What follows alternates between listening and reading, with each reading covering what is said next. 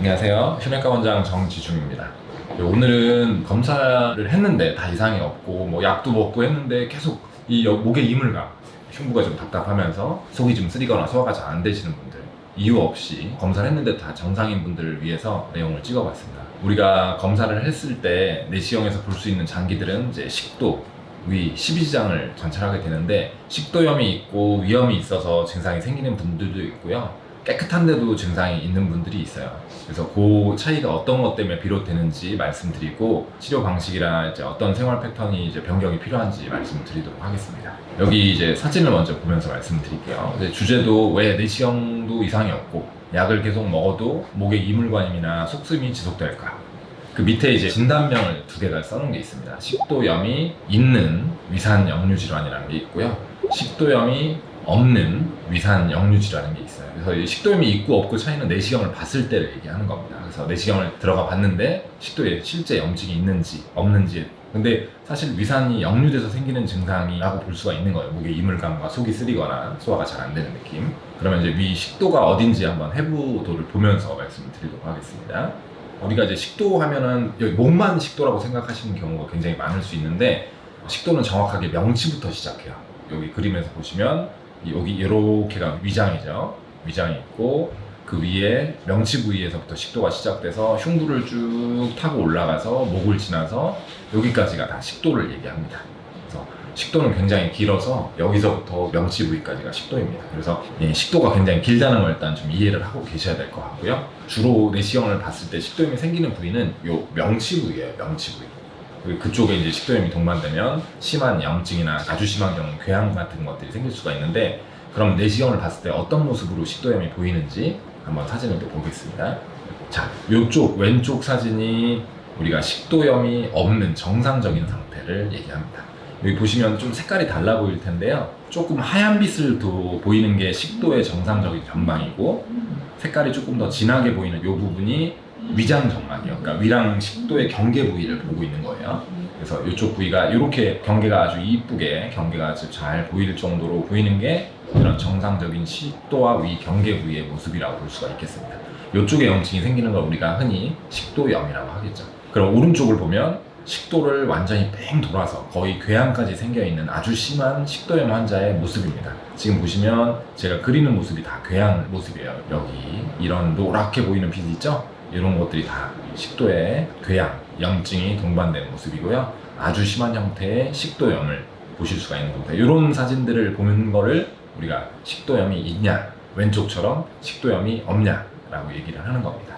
자, 그럼 이제 오늘의 주제로 넘어가서, 그러면 식도염이 없는데 왜 증상이 생기느냐, 요거를 좀 얘기하고 싶잖아요. 일단 식도염에 대한 기본적인 정의 내용을 설명을 드리겠습니다. 식도염은 굉장히 많은 분들이 겪어보셨기 때문에 굉장히 흔히 듣는, 그리고 어떤 증상이 전형적인 증상이죠. 우리 광고에서도 보이잖아요.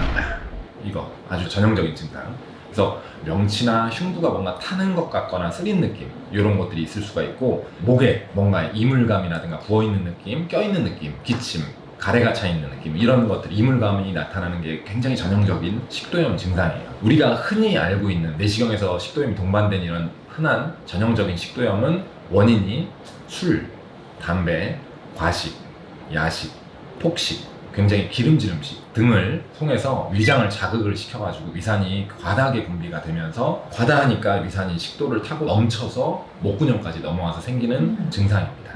이런 분들은 당연히 이런 생활 습관 때문에 그런 거라서 너무 많이 먹거나 너무 위장에 오래 머무는 기름진 것들이 이제 위장에 소화가 잘 안 되고 오랫동안 머물고 있거든요. 그러니까 오랫동안 머물면서 자극을 많이 주기 때문에 위산 분비가 많아져서 생기는 거기 때문에 적게 먹고 좀 기름진 걸 적게 드시고 폭식하거나 늦게 식사하는 걸 줄이고 이런 생활 습관이 교정이 필요한 거예요. 그래서 대부분 체형을 보면 배가 좀 많이 나와 있거나 지방간들이 많아요, 이런 것들은. 그래서 내시경 해보면 당연히 전형적인 식도염도 관찰이 되고요. 굉장히 심플하고 전형적인 식도염이에요, 이런 것들. 당연히 원인이 이런 자극 때문에 위산이 과다해진 거라서 위산 억제제라는 약을 쓰면 잘 조절되는 편입니다. 그래서 이게 지금 우리가 흔히 얘기하는 일반적인 식도염의 이제 전형적인 상태를 말씀드렸던 거고요. 자, 근데 우리가 지금 오늘 얘기할 주제는 이런 식도염이 없는데 이런 비슷한 증상이 생기는 사람들을 얘기하고 있는 거거든요. 그러면 이런 비슷한 증상을 했어. 그래서 이제 검사를 하러 와서 위내시경을 했는데 식도에도 염증이 없어. 근데 위산 억제제도 충분히 써봤어. 대부분 이제 약을 쓰고 오시니까. 그래서 위산 억제를 썼는데도 증상 호전이 없고 그냥 계속 불편해, 답답하고. 이런 분들이 이제 식도염이 없는 위산 역류 질환자들입니다. 의학적인 진단명으로는 비미란성 위산 역류, 그리고 위산 억제제 불응성 위산 역류 이렇게라도 불리기도 하거든요. 이게 좀 복잡한 얘기인데 이런 증상이 생기는 이유는 위산 분비량이 과다해지는 게 아니에요. 이런 게 없고 위장의 운동성이 떨어지면 위산이 정체돼 있어요. 그러면서 이제 복압이 올라갈 때마다 위산이 식도를 타고 올라오게 되는 거죠.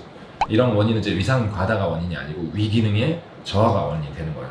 변기 같은 걸 생각을 해볼게요. 변기가 막히면 원래 물이 내려가야 되는데 내려가지 못하고 역류, 넘치잖아요. 똑같이 위장도 운동성이 떨어지면 기능이 저하되니까 위산이 쓸려 내려가지 못하고 저류돼 있어요. 그러면서 뭔가 움직이거나 이런 복압이 올라갈 때마다 그 위산이 타고 올라가는 거죠. 그래서 위장도 근육으로 이루어져 있기 때문에 운동을 통해서 음식을 소화시키거든요. 근데 이런 움직임이 안 되면 정체가 돼 있거든요. 그럼 위산이 밑으로 내려가지 못하고 고여 있는 거예요. 고여 있으면서 쭉쭉 이 식도, 흉부, 목근형까지 넘어오면서 전형적인 식도염과 증상이 비슷해질 수가 있는 거죠. 그러면 위장관 기능이 저하되는 가장 주된 원인은 뭘까를 생각해보면 상당히 많은 퍼센트에서 영양 섭취가 잘 이루어지지 않으면서 장 근육이 부족해지고 근육이 부족해지니까 위장관의 움직임이 정체되는 상태가 되는 거죠. 그래서 대부분 체형들을 보면 아까 분들이랑 거꾸로 단백질을 너무 안 먹고 식사를 잘 안 하기 때문에 다이어트를 많이 하시는 젊은 여성분들이라든가 체중은 정상이야. 그래서 몰라 맞는지도 모르는데 알고 보면 근육이 굉장히 부족해져 있는, 그리고 지방이 굉장히 많아서 체중은 정상인 이런 마른 비만의 중년 여성분들이 이런 증상을 많이 호소하십니다.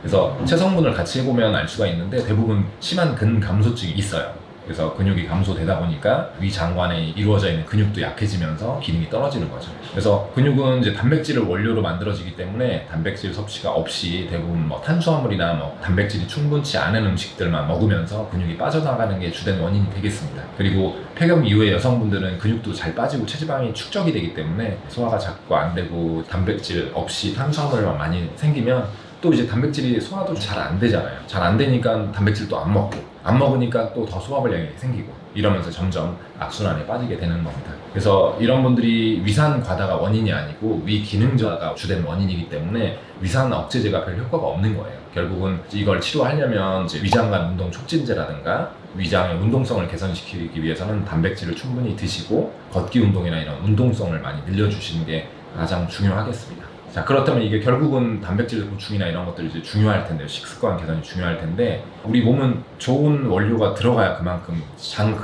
장도 근육으로 돼 있으니까 움직이죠. 그래서 단백질을 충분히 먹어야 되는데 단백질 하면 가장 흔하게 착각하시는 게 고기만 생각하세요. 고기는 이제 나이가 들수록 소화가 잘 안 되고 그럴 수 있기 때문에 그 외에 단백질이 풍부한 음식들을 잘 숙지하셔서 같이 복용하시면 될 것 같고, 단백질은 이제 고기만 아니고 두부, 콩, 생선, 계란, 흰자, 뭐 견과류 이런 것들도 다 단백질이 풍부하게 들어있는 음식이고요. 근육을 움직일 때 꼭 단백질뿐만 아니고 마그네슘이나 칼슘 같은 것도 이제 풍부하게 섭취를 하셔야 되는데 견과류에 그런 성분들도 다 포함이 돼 있기 때문에 같이 항상 매 끼니마다 드시는 걸 추천을 드리겠습니다. 오늘 내용이 유익하셨다면 구독, 좋아요, 알람 설정 부탁드리겠습니다.